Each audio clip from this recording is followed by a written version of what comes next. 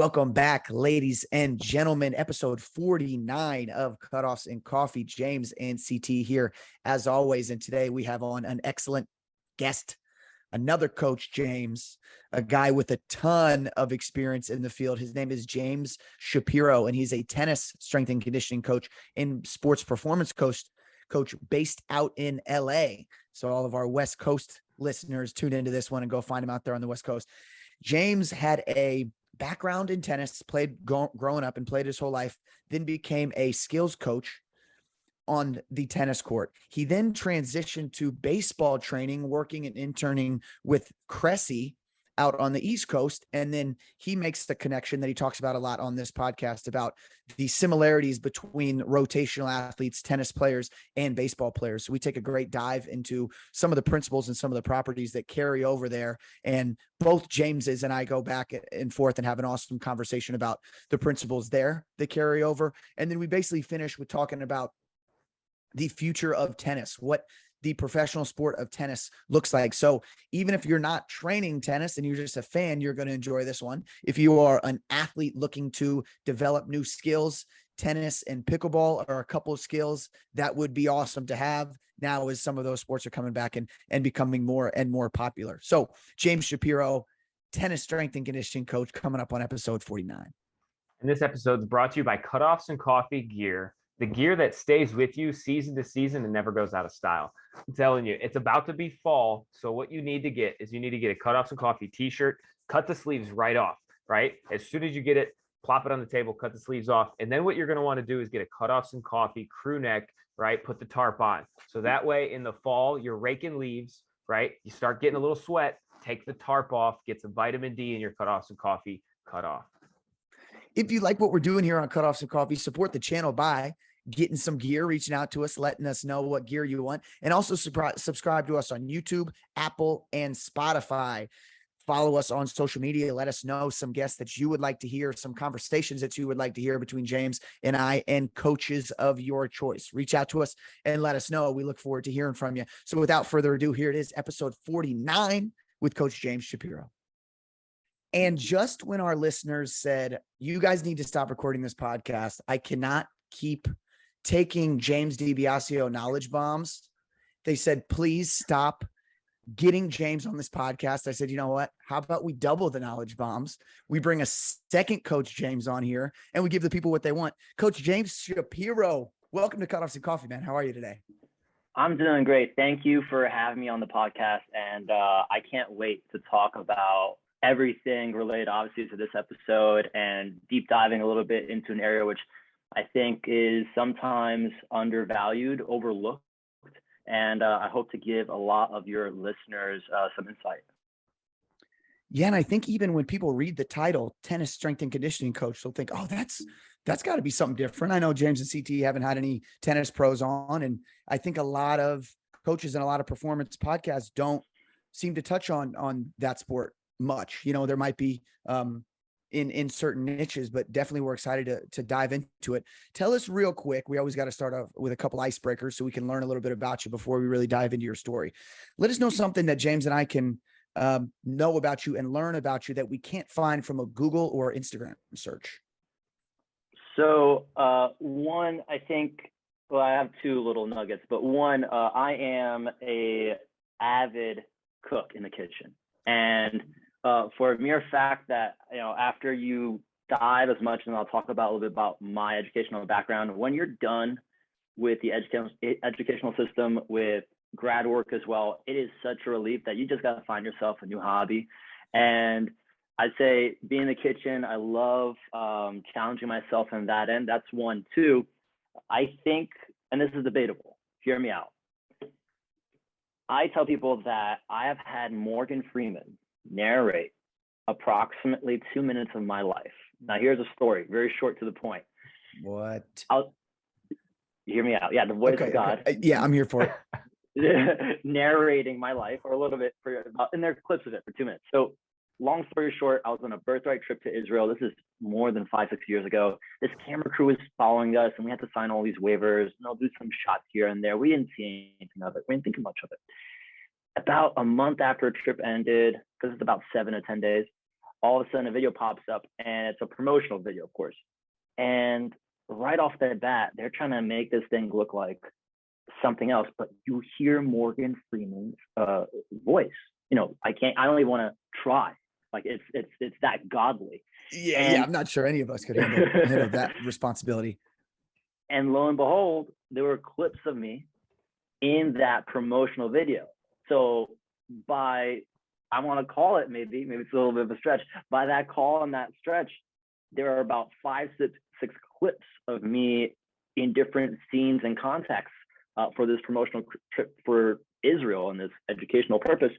And I like to say that Morgan Freeman had narrated approximately maybe 2 minutes of a life. And I think that's a lot more than some people get. So I don't care if you tell me if I'm a liar, that doesn't count. I'm wearing it as a badge of honor. I would like to think that Mr. Freeman refused to do the voiceover until he saw the video. And then he said, you know what? This kid looks like he's got a story to tell. And then jumped on the project. So if you want to, so Cutoffs of Coffee listeners are the first ones to hear that story, but you can go ahead on, when you're on the next one, you can give that story and you can say, Morgan actually wasn't going to do it until he saw the picture. So we got the Google search knocked out, which is great. And then let us know the last skill that you either taught yourself or something that you're currently working on. So as I mentioned, after finishing up a lot of graduate work, it's kind of more or less like a new skill and stuff that I'm just trying to master. It's fun stuff. And these are things that you're trying to not just branch off in your mind, and obviously one grows as an individual, but also as a practitioner, and just use different multifaceted areas and try to see how they can help you. But I've tried to take up pottery. And the thing there is, it looks like, such an easy skill. Holy cow. I think a lot of S&C coaches would have a very timid time and hard time thinking how much pressure they need to put into this ball of clay and try to be like gentle and like form it. But I've done about 2 to 3 classes here and there, just building up as a skill. And I think it's something that is a nice yin and yang contrast. We're always in the weight room. We're always screaming, you're always yelling, always hyping up. You need that reversal sometimes. And sometimes we see that in sport and competition, what we do for fun.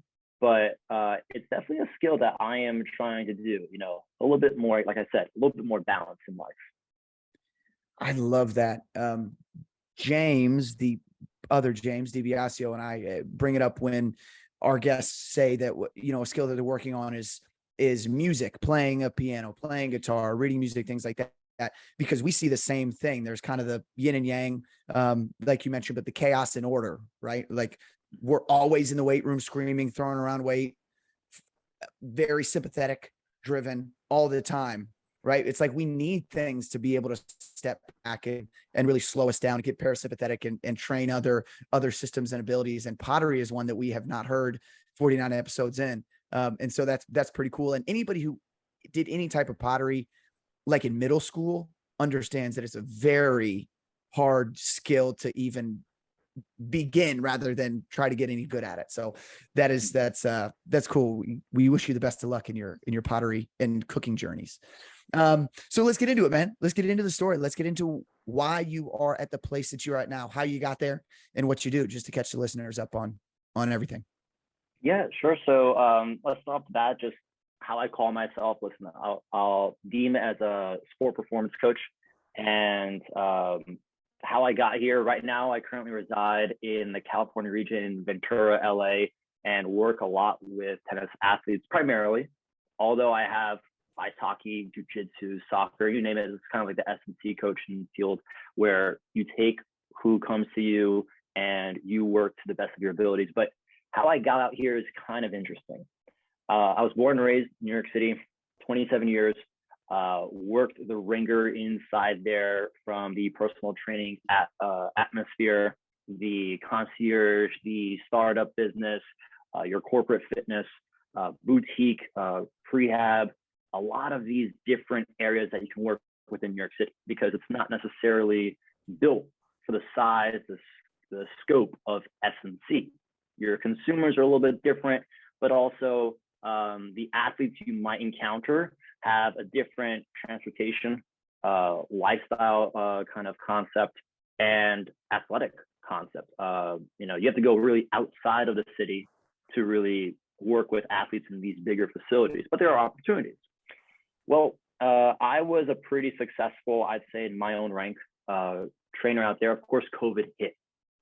And during that time frame and span, I had to have a hard look because all my business just almost went down the drain.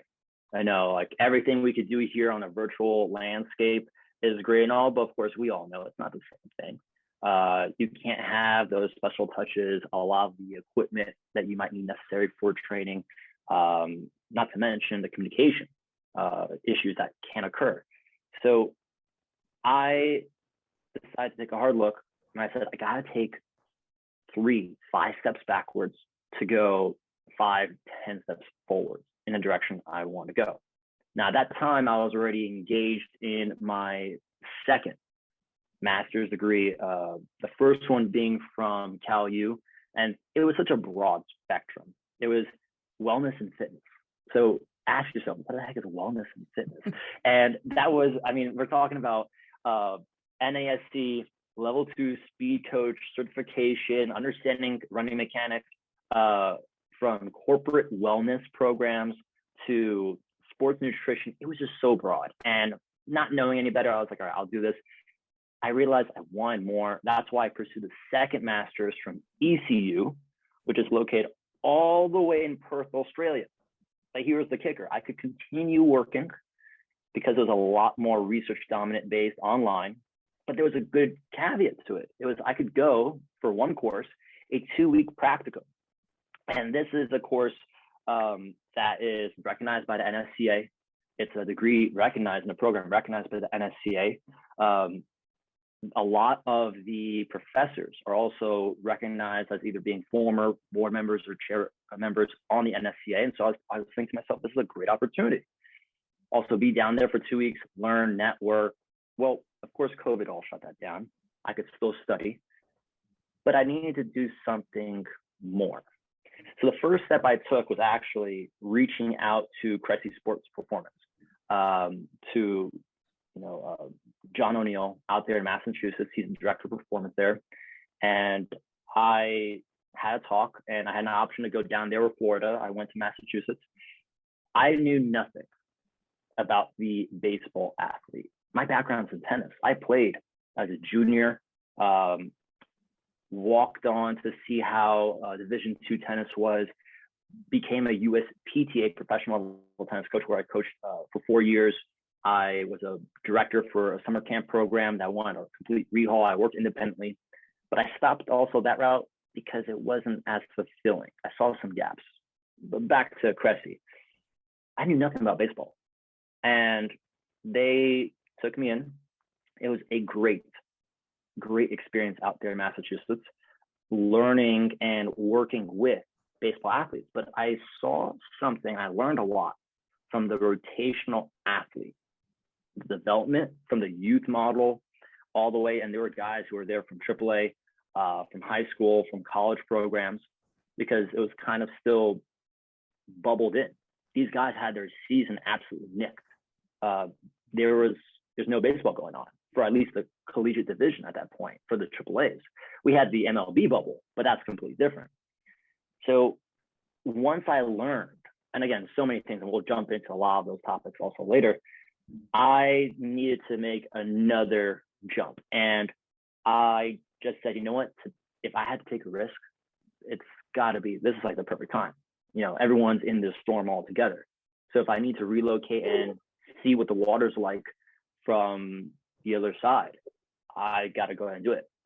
So I reached out to a few people and had an opportunity to go all the way to California, out to LA, in that area, where I worked and had the experience to work at Sports Academy. And that was for a solid year, great experience. And I mean, listen, from all facets of sports that you just can't get inside New York City, inside a major bubble like that. exposure to the NFL combine process, NFL offseason, a few other programs as well.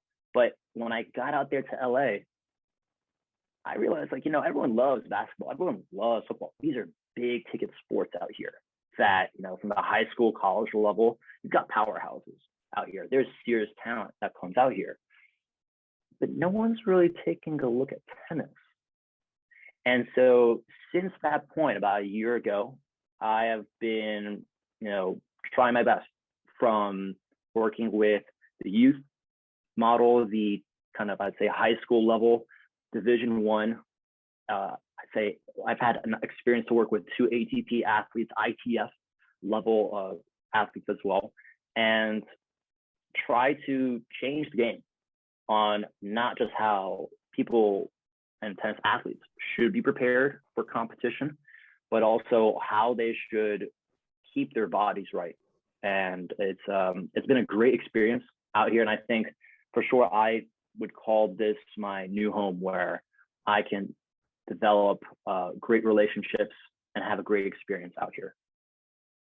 Now, if I remember right, did Cressy have a background in tennis first before he was really? So Cressy was a tennis player, and then through his coursework, through his practice, he developed that baseball niche. But his background in tennis probably helped him understand the shoulder complex a little bit better. Were you able to work with Jordan Krause at all while you were at Cressy, as he was the pitching coordinator? Yes. So actually, you're right. Let's to answer that first question. Eric did have a background. His first love was tennis. And I was told, because of my background, when I went up to Massachusetts, because he was there for, I'd say, roughly a month or so, because the Yankees went to the bubble for the playoffs. I was told, jokingly, don't challenge him or for a hitting match or a rally, because he still got it. And I believe it. I mean, the guy is an absolute monster. But yes, with Jordan, I had an opportunity to talk with him here and there. With the SNC internship, it's a little bit different. They have, both the pitching and the coaching from that end, and also the SNC. There was maybe a few conversations that were held, but I could see, obviously in passing and not knowing exactly what he's working on with each individual pitcher, from their leg drive, their mechanics, that it is definitely as intricate as you could say about SNC for the rotational athlete, just for baseball as well. Man, that's crazy. So CT, did you know that was a connection there, or is that just no? So no, I had no idea. So Jordan Krause worked at T3 for a long time in Cleveland, Ohio. Where we're at, yeah. He trained with us when he was a independent ball pitcher, and then started working for us. And he was by far the best pitching coach I've ever been around and been able to work with. And most of my work at T3 is with baseball players. So like having a guy like that on staff and being able to conversate back and forth, that's just such a small world that you met him and that you did an internship at the Cressy, because I was thinking you did one in from Florida. LA. Oh man, that's incredible. Wow. Great stuff. So anyway, man, kind of back on track. I really like your background from how you talk about like generalist first, learning a lot of different general properties in information there, whether it's adult wellness or training athletes for sports performance, speed development, and then being able to see what a niche looks like with the baseball, and then coming to find your kind of niche in the specialty world. But still, you have that dabble of the general strength and conditioning. I think that background is so important so that we don't leave anything out on the table, or there's less likely to have gaps in our training model and our philosophies because of that generalist background. And then that allows you to get in depth with the specialty. During that path, were there any big moments that kind of hit you and you had to take a step back and holy cow, this isn't what I thought it was going in? Or were there any moments in your coaching career that you had kind of a paradigm shift with either how you approach your training and programming or how you approach communication with athletes? I mean, that's just a massive question. We could keep going on, but I'll touch on a few things. I think the top maybe 2 or 3. The first one is understanding that a lot of these athletes, this is through watching, of course, and being a part of not just that Cressy Sports Performance internship, which was amazing, coming out to Sports Academy, watching and being alongside these college players who are entering, and this was last year, who were entering the NFL Combine from a season that was completely cut short from their college football experience, and having also delay with their combine because there wasn't an actual individual event that year. All these schools did all these major events, and so watching these guys also go through the ringer, and it's a unique experience, just like a lot of facilities go through about, these, I'd say about 12-week, 8-week processes, depending on when they start. It's a different shift for them growing in their 20s to this new level of, players where they have to be full with all these responsibilities, all these duties. And I think the summation between those two experiences allowed me to understand more so that no matter if you're an individual sport, you're in a team sport setting, these athletes have a lot more baggage than what we just see as like, oh, are you sore? Oh, are you tired? Hey, how'd the session go yesterday? Did you recover? Did you sleep? There's just so much more that, it's like that iceberg image that, all you see is the top. You don't see all that's underneath. And I think when you connect and communicate to a level down there, past the surface level conversation, you get to really not just motivate, but you get to learn what nuances, what little snippets that you can really communicate to an athlete to fire them up, to understand maybe their weaknesses are actually great opportunities for them to work on to make as their strengths. So that's definitely one. The communication aspect, which has allowed me to build great bonds with a lot of the athletes that I work with. The second paradigm shift, I'd say definitely was a combination between a lot of the annual planning, all the cycles that we go through. If we're looking at a long-term development cycle, the mesocycles, microcycles, seeing and studying a lot of the theories on that, and seeing that also kind of play out with that internship in Cressy Sport Performance with a lot of the coaches.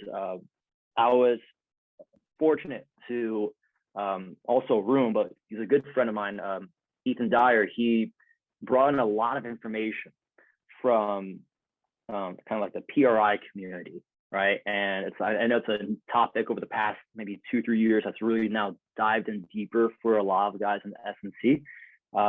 But seeing the work that they do from a programming standpoint and the level of dedication that they put for each individual athlete, not just through the assessment process, but through their programming, through their progression models, really allowed me to, I'd say, step up my game, especially when I went out all the way out here into the West Coast. I wanted to raise my level. I thought I had a high level working with a lot of the clients and athletes I had an opportunity with. And seeing those guys hustle, work late nights, long hours, and just bring out the absolute best almost in every single athlete. And we're talking about not the guys who are great in the weight room, they're great out on the field, but also the challenging situations that they occur and they see from different kids, how they move, different athletes, what they need to improve on, just that 2% marginal gain. It really made me think that I had to step my game up, which I thought was good. But I was like, no, these guys are great. And I got to raise myself up to that level. And I think over the past year, I've pushed myself in that regard to give the best I can with every single athlete I work with. Man, a lot of great points. I love back to one of those original points you made is there's so much more going on just makes me think of all the conversations we have with sport coaches. And I don't know how closely you work with the sport coaches of individual players, but it's like, hey, they got a hamstring thing. You think it's from the sprints? And it's like, I don't know. It could be from the sprints, or it could be from the relationship that they're struggling to go through, or their lack of sleep, or their overstimulation to caffeine, or you know what I mean? Like all these hundreds of things. And then it's like, yeah, it's probably the sprints. You know what I mean? Where there's so much more, like you said, the tip of the iceberg. That's a great way to put it. I haven't heard anybody put it that way, but we do talk about that a ton. As far as what you saw when you left Cressy and you got into your own thing where you were working with these tennis players, what was happening in the weight room, if anything, or on the tennis court that you saw and really kind of blew your mind and thought, wow, this needs a lot of work. I need to start diving into this a little bit. What did it used to look like? And then let's talk about kind of using your knowledge and your background to now work with those athletes to see what it should be looking like.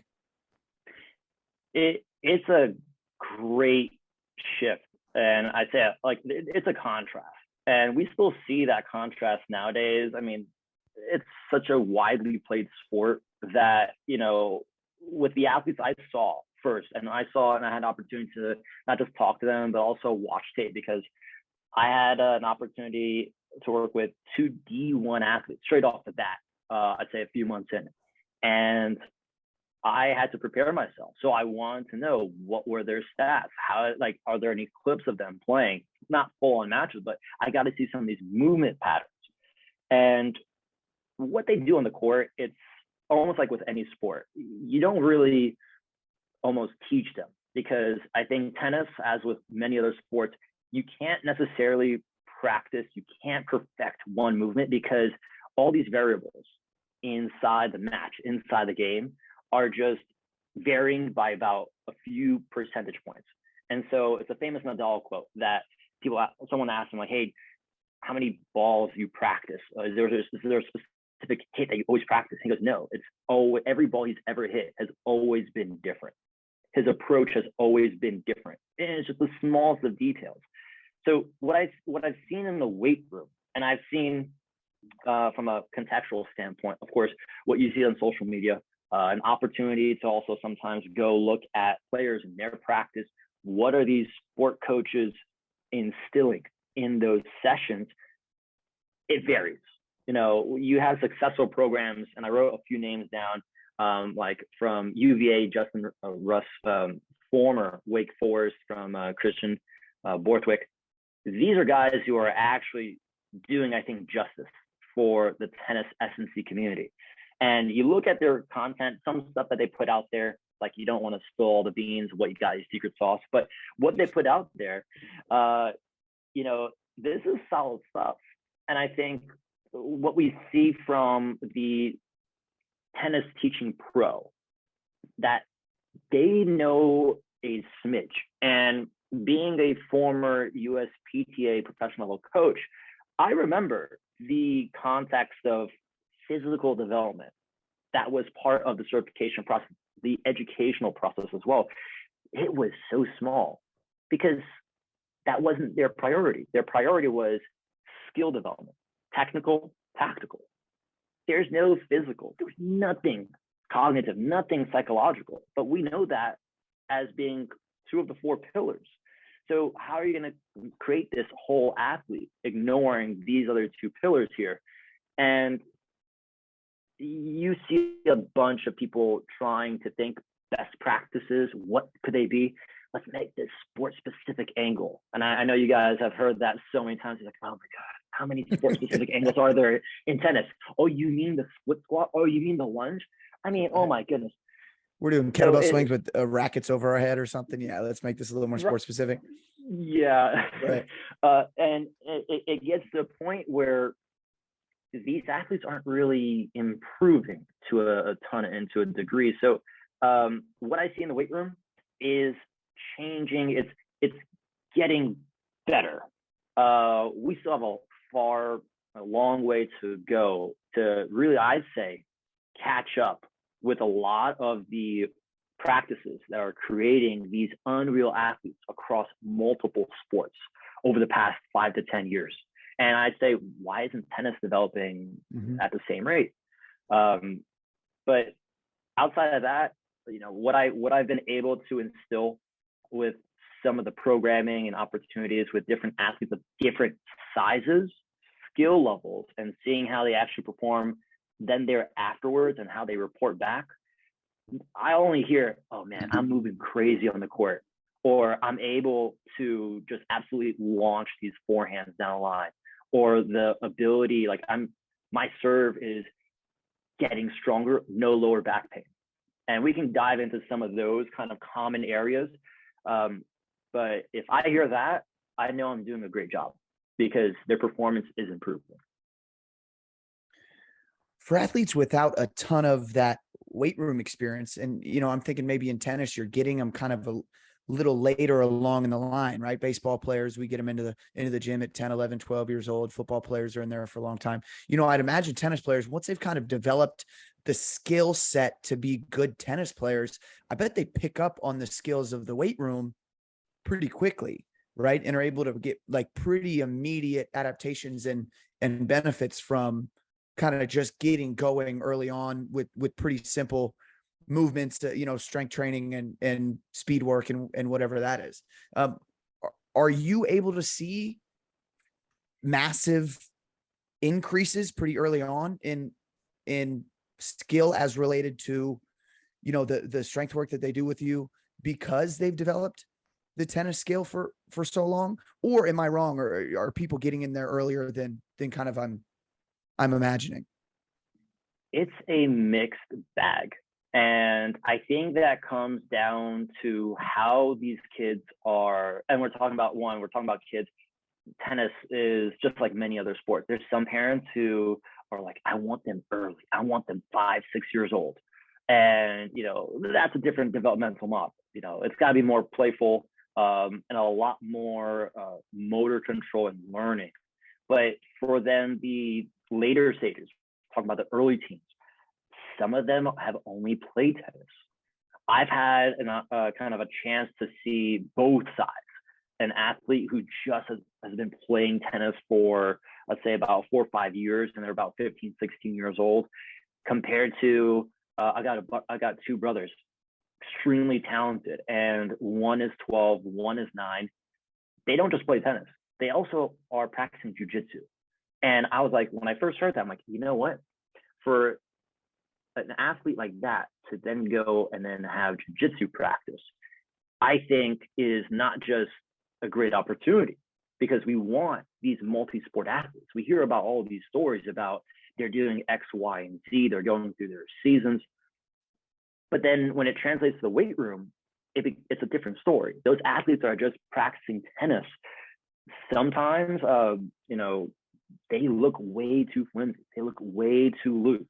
There's poor control. They might already have an injury history that might have already compiled of 3 to 4 ankle sprains, low grade, but ankle sprains, nagging shoulder pains. When you're doing an assessment and just looking at active range of motion and what they're doing for their rotation, you go, what's going on? This is crazy. Compare that to maybe a kid who's done basic plyometrics, some, I'd say like intermediate level stuff there, multi-sport, maybe 2, 3 that complement with tennis. You see a completely different athlete that can pick up a lot of the movements that after maybe a few demonstrations, obviously self-correction. The way I say is your first set is trash. Your second set, you're getting better. Third set, you're already mastery. You're going through mastery. It's a different ball game with them. But you do see a high response rate with a lot of those kids who they've played tennis primarily 5, 6 years. It's been their only sport. They don't really dive in the weight room, whether parents were scared, their sport coach, their tennis pro coach was adverse because it's taking them away from the tennis court and away from skill practice. They kind of respond pretty decent to it. It's just like taking anybody with a raw low level. It's a high response rate. Taking that athlete who's got maybe 2, 3 sports under their belt or some experience under their belt, that response rate goes through the roof. I'd say even faster. Yeah, and I asked because I've worked with college tennis teams, and we have gotten a lot of the athletes with no weight room experience. And what seems like from your description, not a ton of other sports experience, right? So even going through dynamic warm-ups, it's, you know, you watch them and you're like, I know you're a college athlete, but I can tell your skill set kind of starts and stops on the tennis court. You know, and that's frustrating because those athletes take much longer to kind of develop the motor units that it takes to just be able to perform simple tasks in the weight room. But then it's also pretty immediate, you know, when it does happen, it feels pretty good that like, oh, I had that, you know, I played that role. So the principles. All right. So for the athletes who are tennis players who are out there, or are coaches who work with tennis athletes, what do you think are some of the things that you would build programs off of? And I'd mentioned, you know, principles or pillars of training programs for tennis players. What are some of the stuff that should be in a program that is absolutely non-negotiable that you think every tennis player should be doing daily, weekly, monthly, in the cycles, all that kind of stuff? So take us through kind of the way that you do your programming for your athletes. So I think the definitive answer is that multi-directional kind of phasing, if you want to be using it as a specific day within a week within your microcycles, I think is a must do. I think, you know, having that multi-directional, that linear component is great. These are how these athletes are moving on the court. And they're going to kind of have that, especially if you're doing skill development wise, some stuff on movement quality. But I think regardless of the case, we see it, we know it, we preach it sometimes heavily with different other sports within S&C and sport development, is they gotta get stronger. And that comes from a compound movement. I know everyone's there's some tennis pros who are like, no, I don't want them squat. I didn't say squat. I didn't say it's so hard to argue with, right? Like, get stronger. And it's like, well, it's like, come on. And it comes down to this issue that a lot of these tennis athletes, they're already tendinous. They are so springy right off the bat, but we all know it, especially maybe your listeners also paying attention and following you guys from the different conversations. You need to have strength as well as a layer of protection to work along a tendinous athlete, right? Otherwise, you're looking at, especially when there's high impact forces, different constraints and maybe motion or movement, split millisecond decisions, things can go wrong. And having the strength in either different angles or from just the lower body component is going to make you faster, is going to give you an opportunity for when you're cutting, changing direction, to have that first, second step a little bit stronger so that you actually are covering more ground. For when you're going through that serve, when you're stepping through, for when you're landing from that defensive topspin, almost a two-hand backhand, or your forehand to get back into the shot. There's so many of these smaller things that the tennis teaching pro focuses on that, to be honest, can be improved through compound movements or their derivatives. I think that has to be a mainstay still. It's what's part of a foundation for any well-rounded program, I think. Yeah, and I think that almost goes back to like the generalist idea of having a background working with other athletes outside of tennis, where those tennis sports skill coaches might not have that experience in other sports, seeing other athletes and how they move, and not being able to identify like this 145-pound kid in front of me needs to get stronger.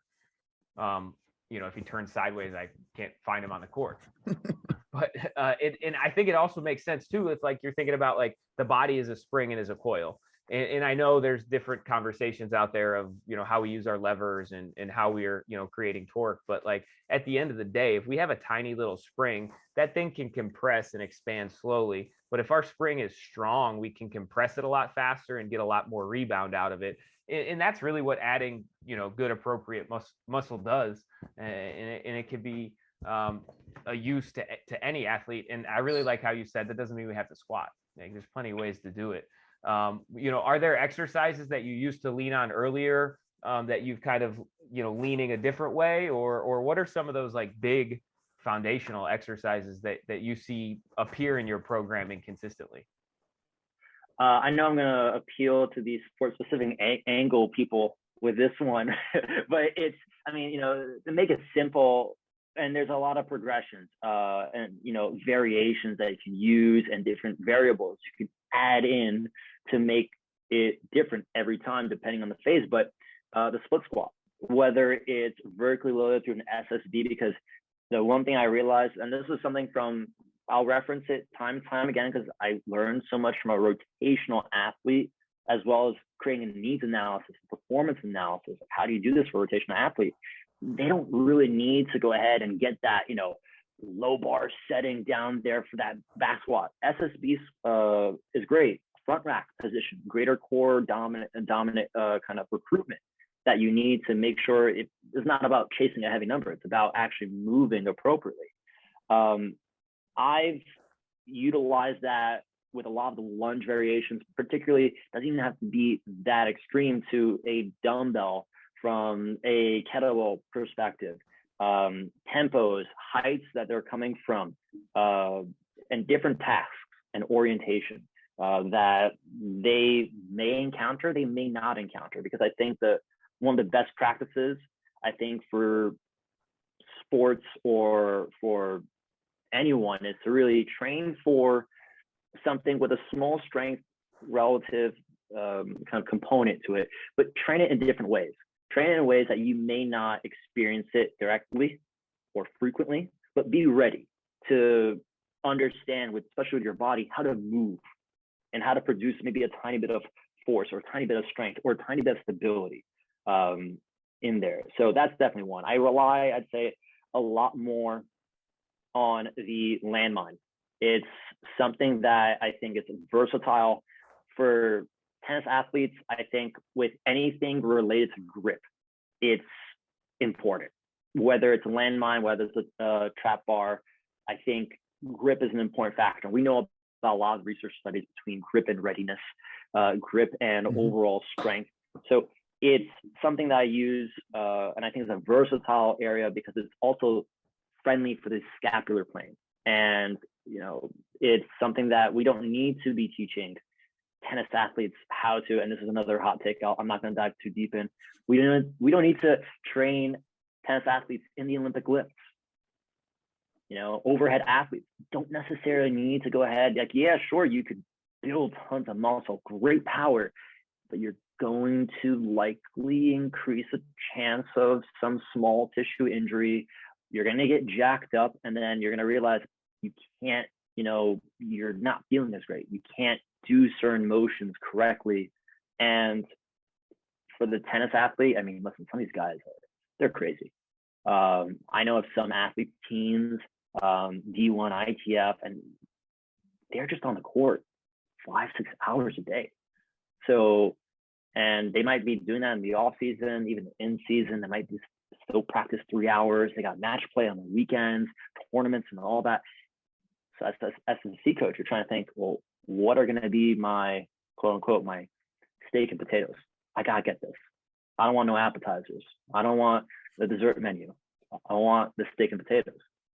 So get the steak and potatoes. That was going to be my next one, is like, for even the weight room warriors, like, what are some of the things that you think they should stay away from? I've obviously never played enough elite tennis to realize some things that I should be doing or should not be doing. But you, as a player and as a coach, those are some of the things you're saying, cleans and Olympic variations, you don't love for them. And, we use them all the time, not as specifically with tennis players, but we love them. We talk about them all the time. So that's good to hear another take on, why some of those players should not be doing it.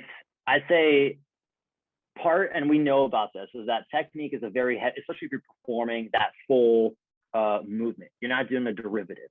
Technique can be the difference if we're looking at a velocity standpoint of maybe a 0.1 to a 0.2.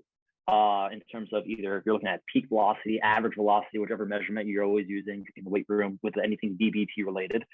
But I'd rather do something that these athletes can go almost straight off the bat perform because it's a little bit more simple.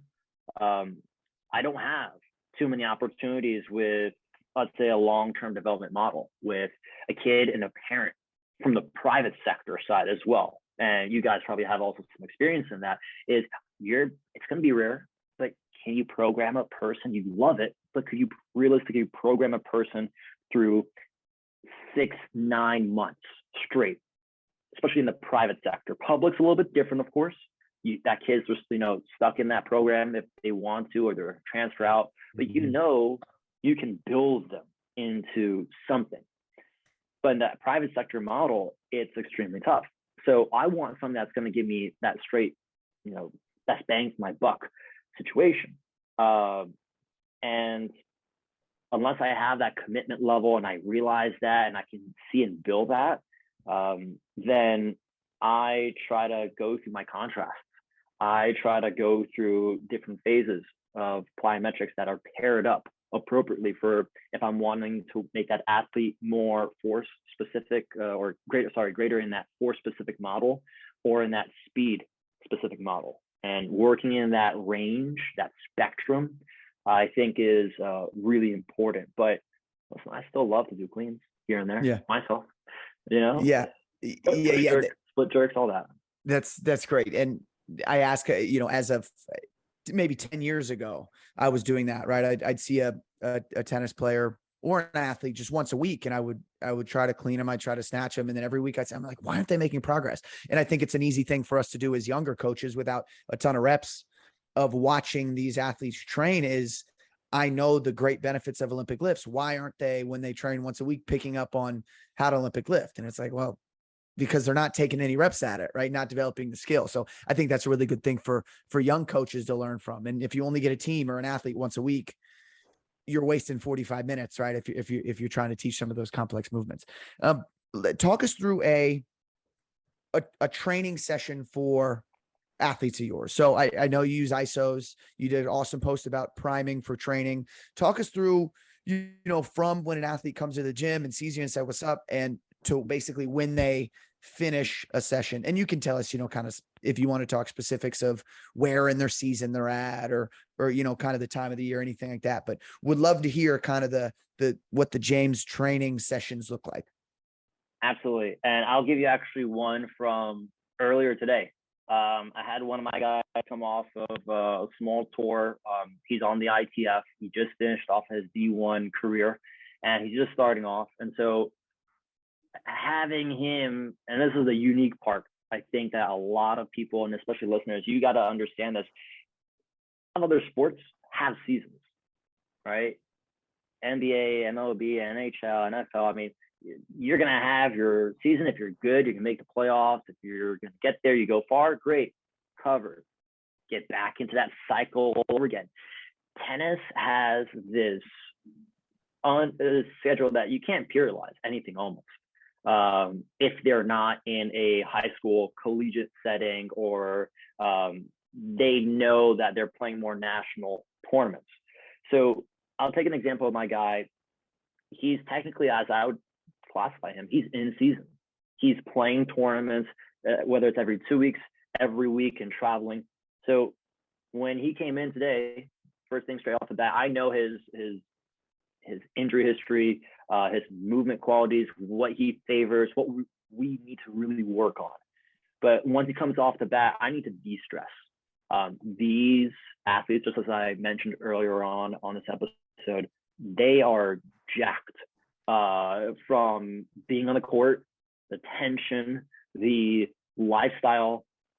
People don't realize, unless you're traveling with a tennis team, especially we're talking about trying to go through the amateur level, the pro level, and you're doing it solo, you're on this road by yourself. There's so many things that go through that player's head, unless they're part of a team or they're part of a doubles team. It's incredibly stressful. And you are sometimes that lone soldier who has to push through these 15 feet walls of snow every step you take. And my first thing is, I need to do a reality check. I need to be like, hey, how's going on? What's going on?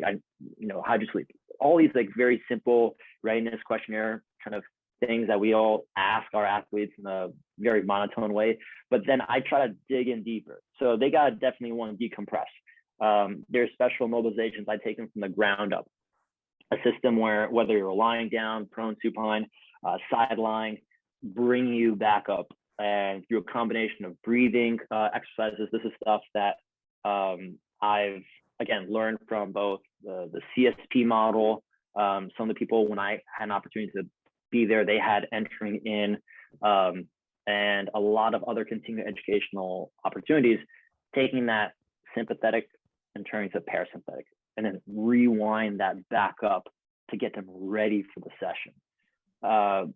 That then goes in through straight dynamic warm-ups, some specifics to that in our emphasis for that day: linear, multi-directional, lateral movement, and then taking a small progression model. Now, every athlete is going to be moving a little bit different. I've got a kid who's 6'5", great athlete. He's one of the top in SoCal. He's playing in national tournaments. He needs to work on his footwork, the actual agility component.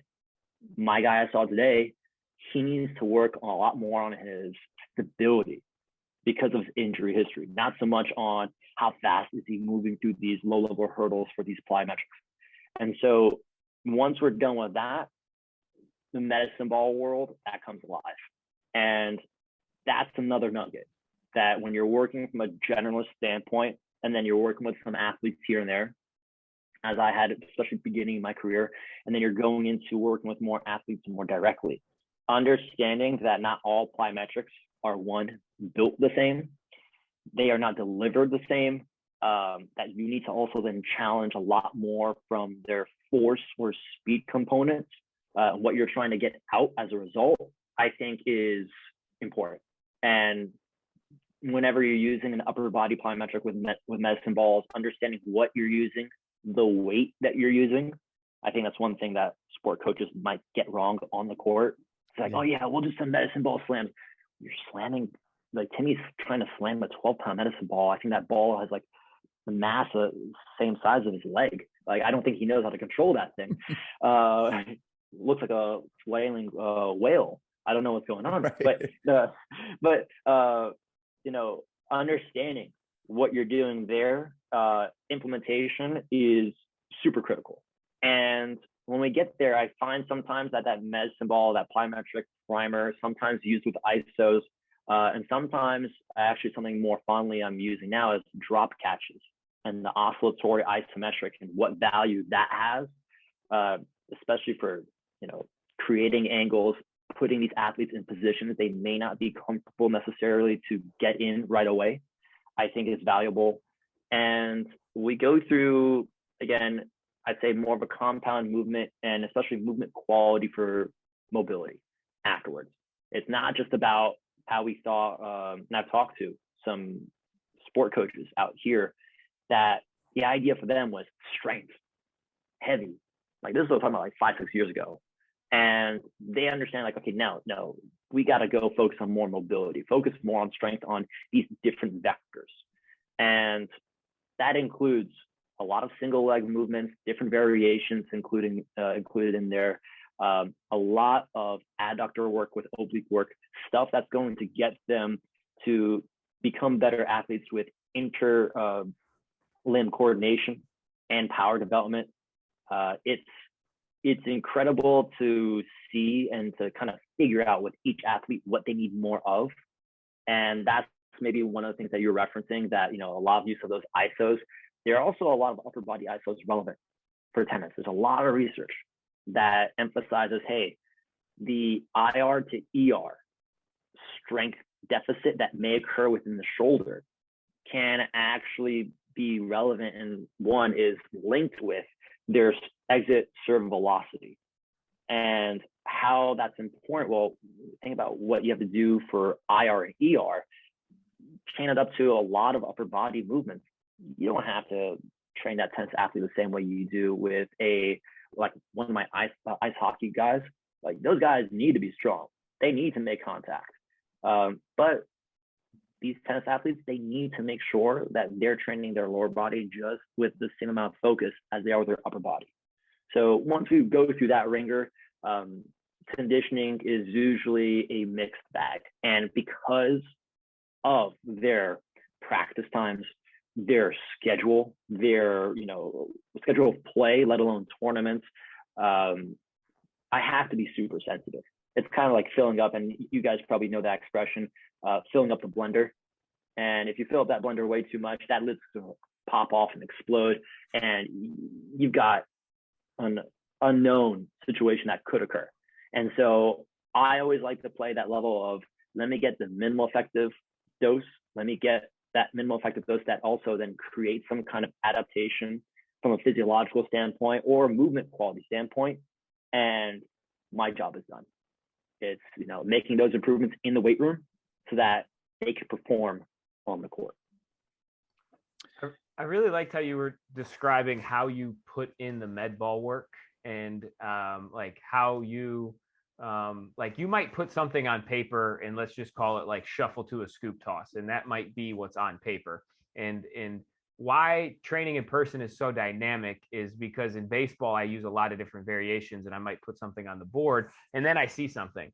And I have a background in hitting coaching too, so just like you had that experience with tennis, like you're probably seeing things, putting it in your mind and how this athlete should set themselves up. And then on the fly, you're able to communicate what you're trying to get from that med ball drill. And that is why I love in-person training so much, because you just don't get that if you're, putting online programs out. Not that that's a bad thing. And I know plenty of people, get value and get help from it, but that's really like what gets me going, is like seeing it click on the training floor. And then the next day might be a hitting day with our kids, and then seeing them take that same intent into their tee work, which they might not have had without that pairing of those two things. How in depth is that with the medicine ball work and the movement qualities that you're trying to get? Is that something that you compare film and you get to see your kids play and then be able to like incorporate some of those specifics?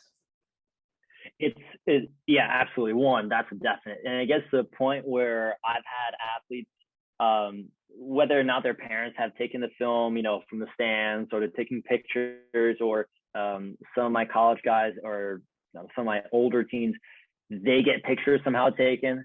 And I've had it referenced. I remember a text exchange where it was like, oh man, look at this crazy shot. And it was like something like this weird long angle. And we see this in tennis a lot, the overstretch angle, the leg going through so much abduction. They're so low to ground and all that. And I'm going like, you mean this? And it might have been something I just recorded while, from them on the side. I knew that they were good, but that, I'm not worried about them messing something up. We've done this for maybe 2 weeks right now, 3 weeks in the cycle. We're about to end it. And I record it just so I can keep it on my phone. And I go, you mean this? And I just send it to them. And they get that aha moment. And you probably have had also get a lot of those aha moments. I love it. Like, told you so. Yeah. Yo, coach, this shit works. Yeah. And they go, and they're like, yo, you're so good. I'm like, you go, of course I'm that good. I'm not an amateur. So no, but from the tennis standpoint, it's so interesting because these players at a younger age don't really strategize so much as your juniors, your seniors who are playing on the Division 1, 2, 3 level, because they've gone through maturity, right? They're reading a lot of books, they're getting a lot of tactical advice. And I had a conversation today about it, is they know what to attack and what their weak points are. And if you can start addressing that even a little bit, not just the strengths, which we all love to build that, right? They make us look good too, is to also address those weaknesses with different positions that they may encounter, including what I like to use also is a lot of med ball feeds into positions that they have to then embrace and kind of just take that impact or create that rotation or create some kind of counter movement to a different plane. With that movement, I think then helps them understand, hey, this is how you should get into it. It helps them, again, like with those drop catches, that idea of it is to feed them into a position they might be uncomfortable with. So, the medicine ball work, I think, is important. And it's definitely, no matter what the session is, I always have that either as a contrast movement with a lot within my first block, or separate alone prior to, because we're working on something. And I think like two points to add is you can have the different variabilities that you throw in, the novel stimulus that then lets them self-organize, and you can create almost infinity different ways to help them self-organize, so it keeps it fresh. But two is what I really like about the baseball, and I'm sure there's got to be crossover with how individualized tennis is like when you're playing tennis, it's just you or just you and a partner, but you can't both hit at the same time. So there's the outcome of hitting. And in baseball, there's always an outcome of getting tee work, getting flips. Putting the med ball in their hands takes the outcome and takes all the negative feedback loops out of it. And you can really have some great conversations with kids about their swing without like you telling them like you need to fix your swing, or without them hearing, oh, I have a bad swing, coach is telling me to fix something. And I think that's so unique, and I really like to see it play out. And I just cool hearing you talk about your approach to the med balls and having this conversation, because this is the first time I really dove into it with a tennis specialist, and it's kind of cool to hear that there's a lot of that mental component in both sports similarly. I've got a thought about kind of this psychology of it, right? Tough sport, either, an individual or two, like we'd mentioned, so some different variations and whatnot when traveling with a team and all that. But anybody who's watched any amount of tennis has seen two athletes, right, go against each other. One athlete deal with adversity very well. One athlete completely lose their mind and deal with adversity in the most horrible ways possible on national and international television. Right now, I remember, as tennis being my first sport I played growing up, I remember my mom always saying, do not let the opponent see you're frustrated. So since I was 4 years old, I've been watching tennis like, why is this dude letting his opponent see he's frustrated? You know what I mean? Like one of those things. And my thought is, and we have sports psychologists who work with us and work with our athletes, and James and I were just talking about it on the baseball side yesterday, but is that becoming a big part in the tennis training as well, the psychology side? Because I think it's just so easy to see how some individuals deal so negatively with bad situations when they're down 40 love, or when they're down 6-2 or whatever. And you see athletes in front of you completely implode. Is that something that's being focused on? Is that something you focus on or are outsourced for? What is kind of the psychology side look like with you and your athletes? It's definitely a element that I foster. I mentioned earlier, like we all know these 4 pillars, that physical, that tactical, the technical, but it's also that psychological side. And you just kind of put it on the plate, for everyone to see. And tennis is known, I think there's a lot of sports that of course highlight a lot of like great athletes for their generation or for their years, but they implode. And it looks like you can't do nothing. This is like watching a train wreck inside a dumpster fire, or whatever variation. Right. So I think talking to, and we'll go from the bottom up. We'll go from the youth model. That's where, from the long-term development model, from their psychological state, how they're handling adversity, and how they're kind of facing up against adverse effects or kind of responses to what they think their training should be. One of those kids I might have mentioned earlier, the 12 and 9-year-old, tennis and jiu-jitsu. These kids are playing not just kind of statewide, but national level tournaments as well. The 9-year-old, he is a firecracker, and I love him. But it's kind of like understanding, hey, knowing how to channel that energy at the appropriate time, right time. And there have been some outbursts in our sessions, let alone the actual tennis court.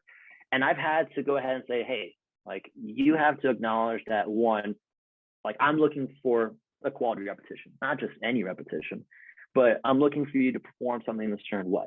It's perfectly fine to be frustrated. It's something that's new for you.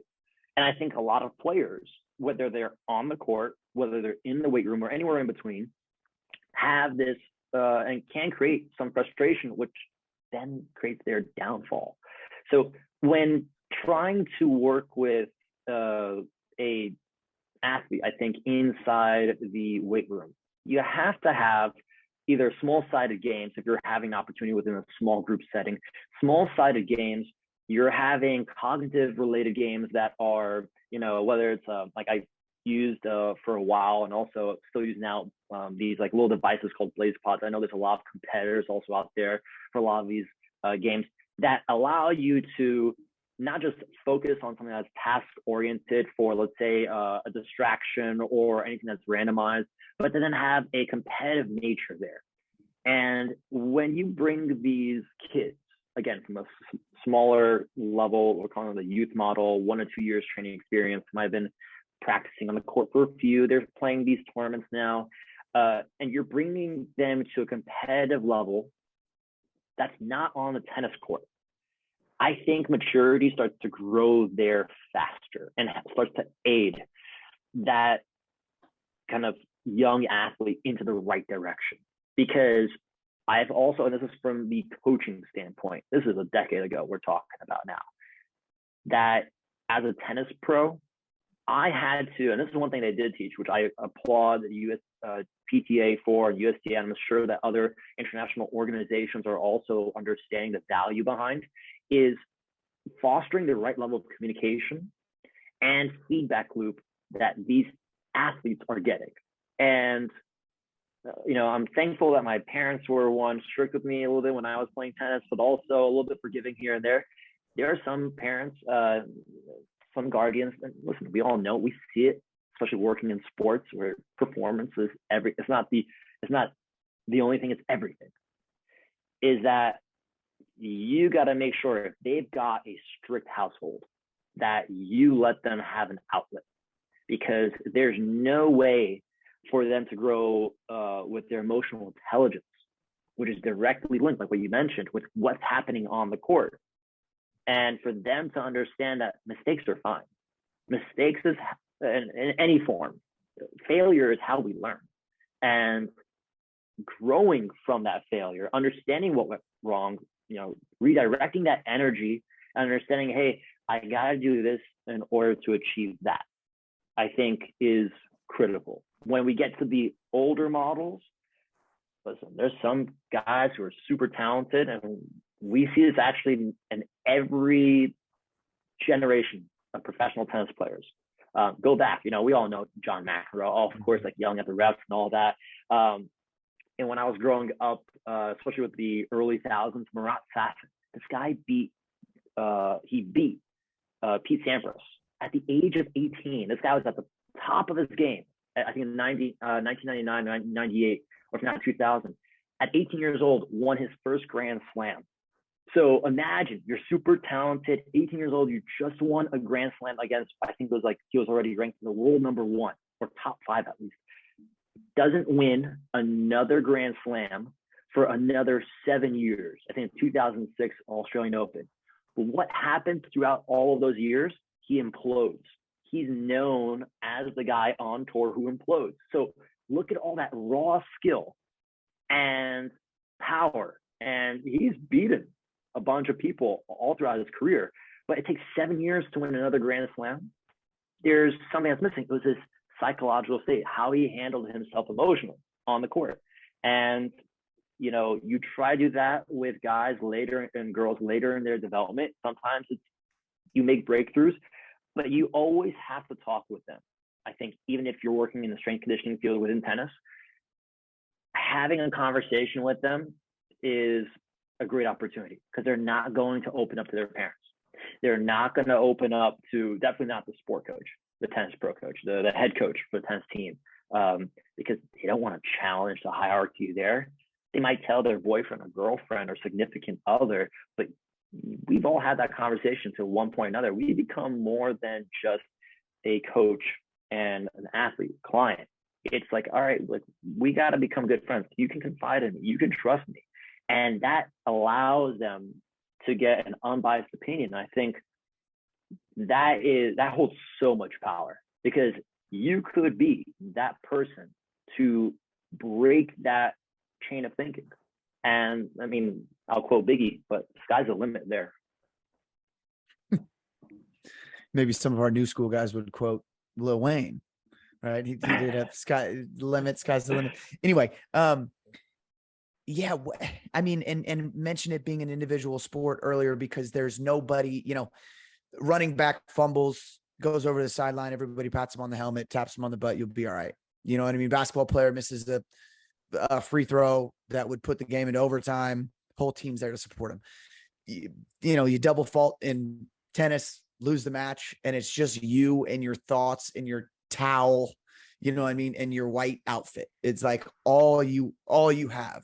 And that would be tough if you were known for kind of losing your cool a little bit to just stay on that path. I mean, that would be so hard to talk to somebody. And at 18, everything too, so it's like, you really can't tell a guy like that anything. Man, that would be tough. A couple questions, James, to kind of wrap this up a little bit. And I want to talk professional tennis for a little bit right now, like, the mainstream tennis that we see on ESPN. Tiger Woods did a ton of things for sports in general, but for golf, obviously, especially. And he's the first person I remember seeing on Sports Illustrated as a golfer in the weight room, bench pressing, squatting, and he was jacked and had traps and big arms, right? And then you watch the Williams sisters play, and everybody remembers, I mean, just the physical nature of those sisters. Rafael Nadal is another one who, every time I watch, and I see he's leaned out a little bit as he's played a little longer, and that may be a longevity thing or whatnot. But are there players right now who youth athletes are looking up to and saying, wow, that athlete trains hard, they have muscles, they're jacked, they're good at their sport, I want to be like that? Does professional tennis have somebody like that right now that kids can chase? I think definitely one, and he's been a hot topic for about a year plus, because he's grown so much, not just on his maturity side, you can also see physically. From when he played internationally at a young age, because there are some kids, especially in Europe, who they put them right on tour at 15, 16, playing ITF, ATP levels as they get into higher ranks. But Alcaraz, this guy, he is a stud. You look at you could search up on YouTube later, you could look at different pictures. He was on tour at a young age. And we're talking about like thin as a stick. Developing really more that skill component, and they're understanding that this guy, now he's got this untapped potential. I commend his camp for doing whatever they did over the past 3 years, 4 years, because you look at pictures from, I'd say, a year and a half ago, and how he looks now. Now, you kind of reference it, like Tiger Woods all of a sudden became this jacked guy, took training more seriously, and now you don't even want to walk into him. He looks like a brick house with that red polo. But in tennis, it's different. Sometimes these guys have different builds, and that's where it becomes a lot harder when you're working and you are a taller athlete. The studies, and you could just think about it logistically, the taller you are as a tennis athlete, the more lethal your serve is. And that's one of those metrics, the top two, I think, metrics that statisticians actually look at is, one, your first serve percentage, and as a return, that being a forehand that your first hit is, because you're dictating the point past that point. And the taller you are, yeah, sure, your leverages, your angles are a lot easier, and you're able to, especially when you're doing flat, you're doing top spin, you're just probably going to get more aces out of it with I'd say, lower level competition until you get into cracking that top 30, where a lot of these guys now have great returns.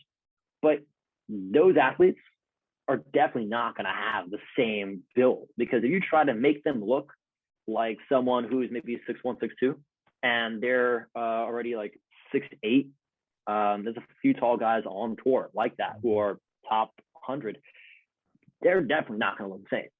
And you don't want to add on 30 pounds on a guy who's got a tall frame. Now you're slowing him down. So it's always about matching about what their anthropometric kind of like position is, their height, their limb length, trying to make them look good. But, you know, we're talking about just as an aesthetic, what kids, teens, coaching pros, especially what they're looking at from like, hey, this is how a professional that looks really good, takes care of their body, is strong, and you see them training. Alcaraz, I mean, he's got great potential to be part of that next phase, that next group of talented players who can, and as he has already, beat some of the top players and make these matches super competitive. So that's definitely the first person that comes up to mind. Awesome. And is there anybody else you think we should keep our eyes out for? Young up and coming players or guys that you've seen or who are starting to make some waves. I always think it's cool to see kind of the generational talents come in, right? Like you had mentioned Sampras a little bit earlier, and I remember growing up watching every one of his matches. And then, you know, Nadal and Federer kind of had their time. Are there some guys who you're excited about? Guys, I say guys or girls who you're excited about coming up in the ranks and watching them kind of grow? I mean, I might be a little bit biased here. There is one who I've had a short time frame to work with, but again, seeing him from I'd say a little bit less than a year ago, but seeing how well he's performed and what his camp has done, and his parents' mindset, his physicality.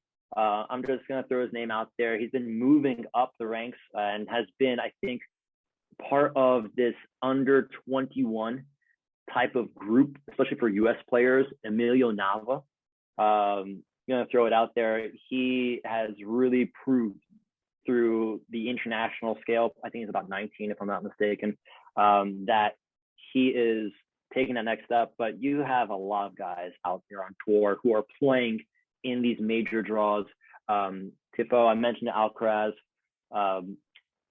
and I'll be honest, there could be someone within the next year that is not on everyone's radar, but off the radar, that just makes this big splash.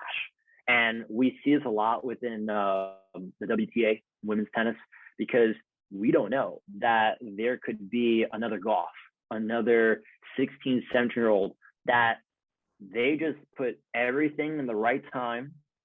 They've got, you know, they're a little bit lucky, and I think tennis has a little bit of luck because you have double faults, you have errors, but they're at the right time, the right place, in the right preparation phase, and they win a few of these matches, and all of a sudden they be, you know, whether they're a wild card or they got in through the main draw, that, you know, they become the new it person.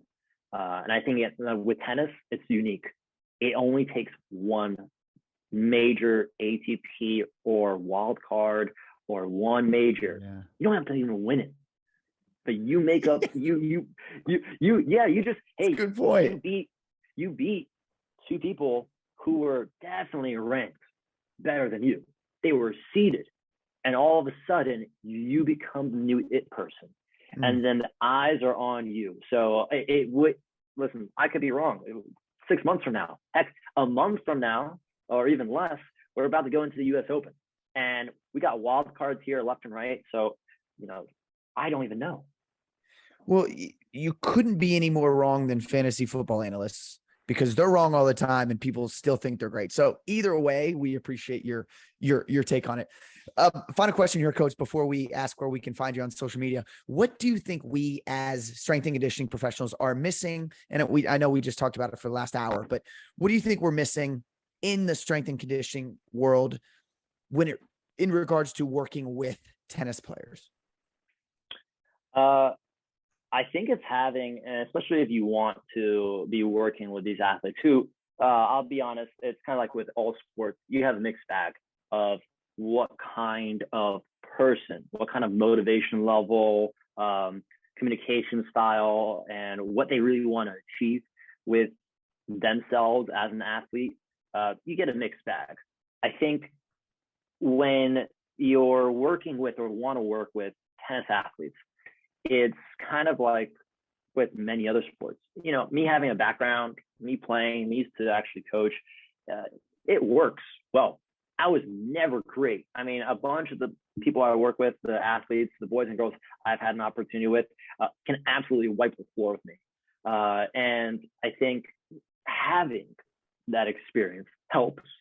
But it's almost like, and I've heard this in different contexts, whether it is a sport or it's the language or it's you traveling abroad, being in a different country of origin than you're used to, you're from, that you're working with from an international perspective, is putting in the effort to try.